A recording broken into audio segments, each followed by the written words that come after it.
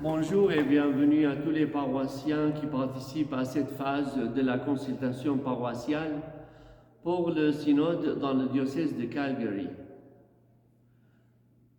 L'évêque McGrath dit: je suis heureux d'adopter un résumé d'une présentation sur cette phase initiale. Et je tiens à vous remercier pour votre participation active et votre volonté d'y prendre part. Une partie de cette présentation consistera à vous donner un bref aperçu, à vous donner quelques explications et à vous orienter quant à l'importance et au but de ce synode, ainsi que votre participation à cela. Le pape François a invité l'Église à participer à ce synode sur la synodalité. C'est une façon de découvrir qu'en tant qu'Église, nous devons être en communion et que nous devons participer activement à la vie de notre foi et de l'Église. Et ce faisant, découvrir que nous faisons partie d'une mission plus large. C'est la mission d'être évangélisateur, de partager la bonne nouvelle du Christ. Ce synode sur la synodalité a donc commencé en septembre 2021 et se terminera en octobre 2023. À l'heure actuelle, la phase dans laquelle nous nous trouvons est mise en évidence sur un tableau que vous pouvez visionner en voyant son importance spécifique pour nous expliquer la participation de l'Église. C'est là que les églises locales commencent cette première étape d'écoute en invitant le peuple de Dieu à partager sa foi. Qu'est-ce qu'un synode? Un synode signifie que l'on nous demande de nous réunir et qu'en nous réunissant, nous nous permettons non seulement de faire l'expérience de notre foi, mais aussi de l'Esprit qui nous conduit sur de nouveaux chemins. C'est l'espoir du pape François que nous découvrions le chemin sur lequel nous sommes invités par l'Esprit Saint. La synodalité, décrit-il, est une manière de vivre et de fonctionner en tant qu'Église, peuple de Dieu. Elle nous révèle et nous incarne en tant que communion unie dans le Christ les uns avec les autres, où tous les membres cheminent ensemble et où, lorsque nous nous rassemblons, nous prenons une part active à la mission évangélisatrice du Christ. C'est ce que le pape François espère que nous découvrions dans cette expérience d'écoute et de partage de notre foi. De par sa nature même, l'Église est un synode où elle a la structure de la synodalité, c'est-à-dire cheminer ensemble. Si nous regardons l'Église universelle dans les diocèses à travers le monde, sur le tableau que nous pouvons prévoir et voir les paroisses, nous pouvons voir qu'ils sont en quelque sorte décrits par ce diagramme. Au centre, nous pouvons visionner le successeur de Pierre, le pape François, qui est l'évêque de Rome. Puis chacun des cercles noirs identifie dans le tableau le diocèse à travers l'Église universelle. Et chaque diocèse est dirigé par l'évêque qui est le successeur des apôtres. Et à partir de l'évêque et dans le diocèse, il y a de nombreuses paroisses qui sont connectées. Ainsi, dans ce tableau, dans ce diagramme, nous pouvons voir la relation entre ces différents éléments. Et cette relation de synodalité est à la fois sacramentelle, mais aussi en termes d'enseignement et de foi. Nous ne devrions donc pas être surpris qu'au cours de cette phase d'écoute, certains d'entre nous en viennent à apprécier davantage le fait que l'Église est réellement du côté synodal dans sa structure même et dans le mandat qu'elle nous confie par le Christ. Mais si vous regardez notre diocèse local de Calgary, nous devons parfois créer des structures afin de permettre au ministère d'être efficace. ou à l'évêque de continuer à permettre à la mission d'évangélisation de se poursuivre dans le diocèse local. Alors là, certaines structures sont nécessaires. La synodalité pour nous, je crois, est l'expérience des comités, des conseils. Elle est également comprise, vécue dans les domaines dans lesquels nous demandons à des personnes compétentes de s'impliquer, que ce soit dans le ministère pastoral ou même dans l'action sociale. Ainsi, cet organigramme tente simplement d'une certaine manière, d'identifier un grand nombre d'activités, les façons dont l'Église est convoquée pour se réunir afin de permettre à notre foi d'être vécue, mais aussi pour que notre foi soit mise en action dans le cadre de l'extension des missions et de l'action sociale. L'aide à ceux qui sont dans le besoin. Toutes ces activités auxquelles certains d'entre vous ont réellement participé s'inscrivent dans le cadre du diocèse tout entier. Et si nous regardons la paroisse, il existe également une structure synodale. Le pasteur s'appuie sur le conseil paroissial, le comité des finances, les ministères laïcs et d'autres groupes de travail qui se réunissent pour permettre à la vie de la paroisse d'être en un sens animée non seulement par le pasteur, mais aussi par les diacres, le personnel paroissial et de nombreux laïcs qui s'engagent à construire la foi des autres, à permettre aux autres de faire l'expérience du don des sacrements et, ce qui est tout aussi important, permettre à notre capacité à tendre la main à ceux et celles qui sont dans le besoin. Ainsi, chacune de nos paroisses devrait avoir certains contours et certaines façons dont la synodalité s'exprime déjà. Dans le processus de discernement synodal d'une paroisse, vous pouvez voir de nombreux points et cercles de groupes.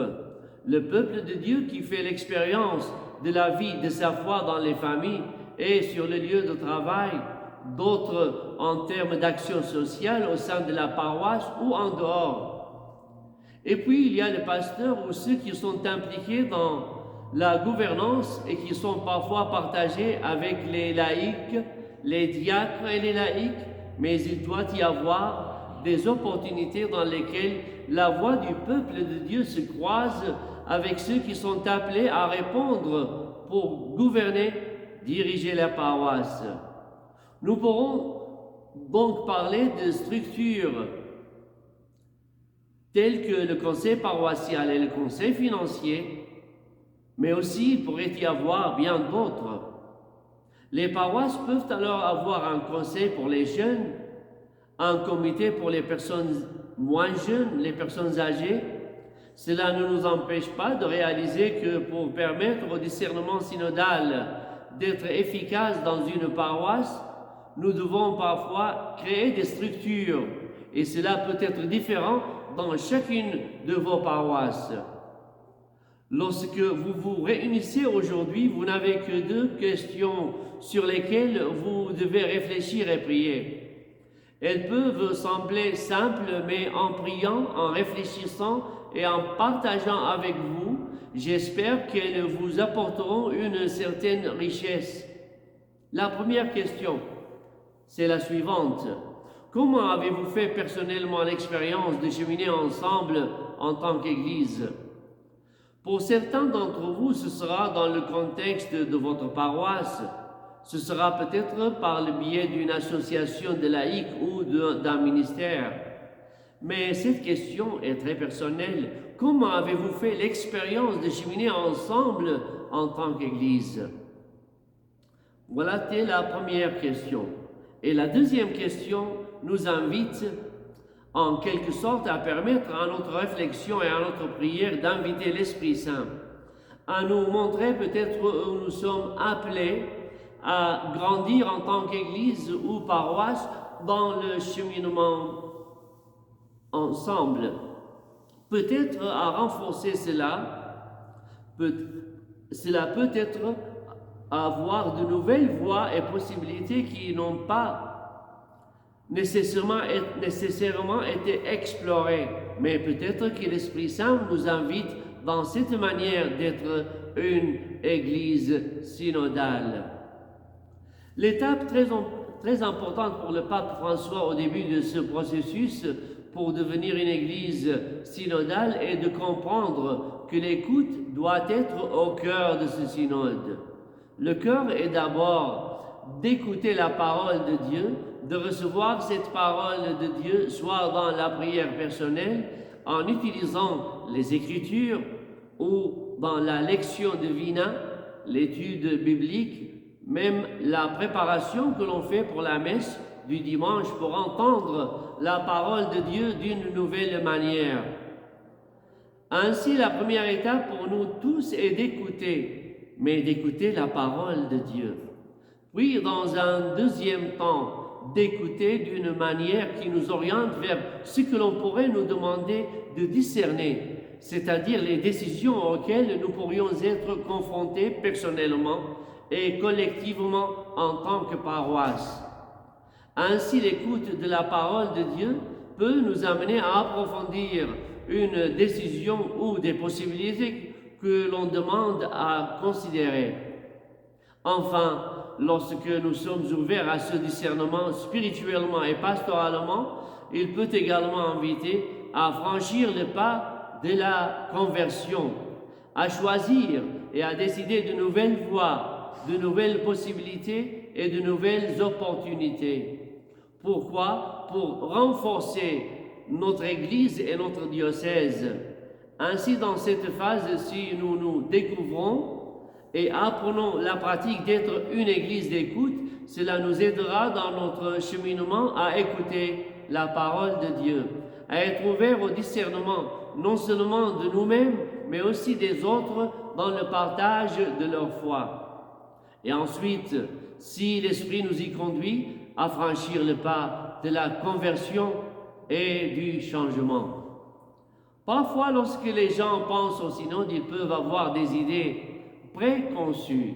J'espère donc que ces premiers commentaires introductifs vous aideront à vous orienter. Mais ce que je veux aussi vous dire, c'est que le synode n'est pas ce que certaines personnes peuvent penser. Ce n'est pas comme un parlement ou une réunion publique où il y a un ordre du jour et où nous pourrons exprimer nos opinions et où la majorité commence à prendre le chemin. Parfois, ce n'est pas une assemblée législative ou un rassemblement qui va changer la doctrine ou le dépôt de notre foi. Un synode ne consiste pas seulement à se concentrer personnellement sur ce que nous voulons ou sur ce que nous avons vécu, mais aussi à se concentrer sur les autres et peut-être pas seulement sur les préoccupations immédiates qui sont devenues en quelque sorte la préoccupation pendant cette pandémie. Il ne s'agit pas non plus de résoudre ou de régler des problèmes spécifiques. Il ne s'agit pas non plus d'écouter les personnes qui sont d'accord avec nous ou de s'entourer de personnes qui pensent comme nous. Le synode ne consiste pas non plus à dresser une liste d'actions ou de choses que nous devons faire. Et je le dis honnêtement, le synode devrait être et ne devrait pas être la dernière fois que la communauté paroissiale se réunit de cette manière. Je vous encourage donc tous, que vous veniez des ministères ou que vous soyez simplement un participant actif en tant que paroissien dans votre paroisse, je vous invite à traverser cette phase dans votre paroisse et à écouter les autres et à partager votre foi en espérant que vous pourrez faire l'expérience de la grâce que le pape François espère que l'Église découvrira, à savoir qu'en devenant une Église qui écoute activement la parole de Dieu, elle discerne ouvertement cette volonté et permet à cette volonté d'être parfois le chemin d'engagement nouveau et renouvelé. C'est mon désir et mon espoir qu'en poursuivant ce synode, nous arrivions à ces moments de conversion. Ces chemins dans lesquels le diocèse est invité à s'engager dans ce voyage commun pour renforcer notre foi et surtout pour nous conduire là où l'Esprit Saint nous demande, en tant qu'Église fidèle au Christ et désireuse de toujours embrasser la mission de l'évangélisation. Je conclus en disant ce que le pape François a dit. Le but du synode, c'est donc la consultation. Ce n'est pas de produire des documents, mais en fait, c'est de planter des rêves et des espoirs pour faire naître de nouvelles façons de voir les choses, des prophéties et des visions. Il doit permettre à notre espérance et à notre conviction dans le Christ de s'épanouir. Il devrait, ce synode, inspirer la confiance et pour certains permettre de penser des blessures ou peut-être de tisser de nouvelles relations avec des paroissiens que nous n'avions jamais rencontrés auparavant. Mais surtout apprendre les uns des autres et créer, grâce à nos ressources, nos esprits, nos cœurs et nos mains, un nouveau chemin, le chemin que le Christ nous demande d'emprunter. C'est l'espoir du pape François et je me fais également l'écho de cet espoir et de ce désir pour ce processus synodal dans le diocèse de Calgary.